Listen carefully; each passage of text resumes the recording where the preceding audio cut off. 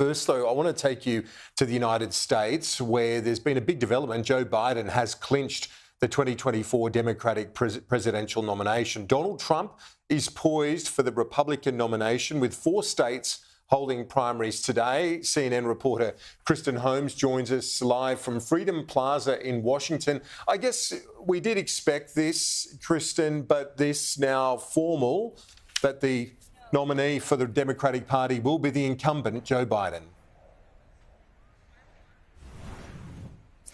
Yeah, that's right. He just crossed over the threshold, which was 1,968 delegates. On the other side, we have Donald Trump, who is currently at 1,089 delegates. He needs 1,215 to cross over that threshold and become the nominee. But as you noted, everyone expected this to happen, and not only that, but both of them have been effectively operating as the presumptive nominee for several weeks. Even before Nikki Haley dropped out of the Republican race, Donald Trump was already looking ahead to this general election rematch with President Joe Biden. And it shouldn't be understated that we are in a moment of history here. This has not happened for decades and decades in which you see this kind of presidential rematch. Also, Donald Trump himself, if he were to win the presidency this time around, would be one of only 2 people, I believe, 2 or 3, to ever serve non-consecutive terms.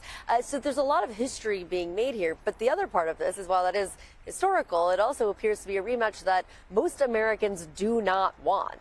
Polling in America shows that most people don't want either of them as their candidates. They think that they're too old. They're looking for alternatives. We saw that there were a lot of Republicans seeking alternatives to Donald Trump, but none of them could actually break through when it came to getting that nomination.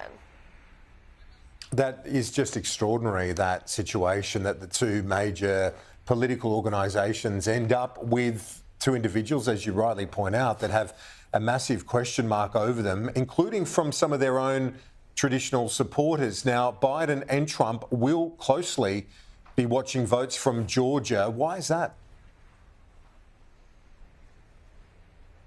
Well, tonight's the primary in Georgia, so it could tell you some things about the general election. But let's just talk about what we know about Georgia overall, which is that in 2016, Donald Trump won by a very big margin, and he lost by roughly 11,000 votes in 2020. That is a very small margin. Both teams, Biden and Trump's team, believe that Georgia is critical to seal their fate going to the White House in November. And so they are both trying to pick away at that state. We saw both of them there on Saturday. A big part of that is going to be trying to court black voters. Now, as you mentioned, as both of them are facing problems or headwinds from members of their own party and traditional voting blocs, and that includes black voters for Democrats. And Donald Trump does see an opening there, particularly in the state of Georgia, particularly with black men, that they believe they can siphon off some of those voters. And it's not just Georgia. It's actually in a few of these battleground states, Michigan as well, Pennsylvania, Wisconsin.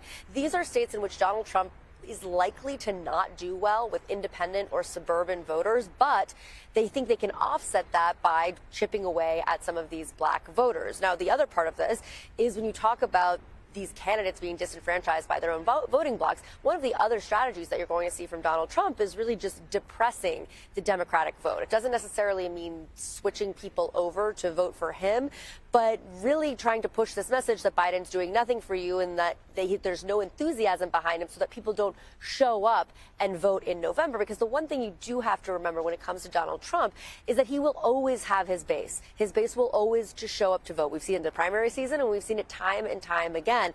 He has a lot of enthusiasm among the people who do want to vote for him. Now, that's not a majority of the country. That's why they have to keep siphoning away at these different voting blocs. But there is a base that will show up. Joe Biden is going to have to work harder for that base because there's just a lower level of enthusiasm when it comes to the Democratic president.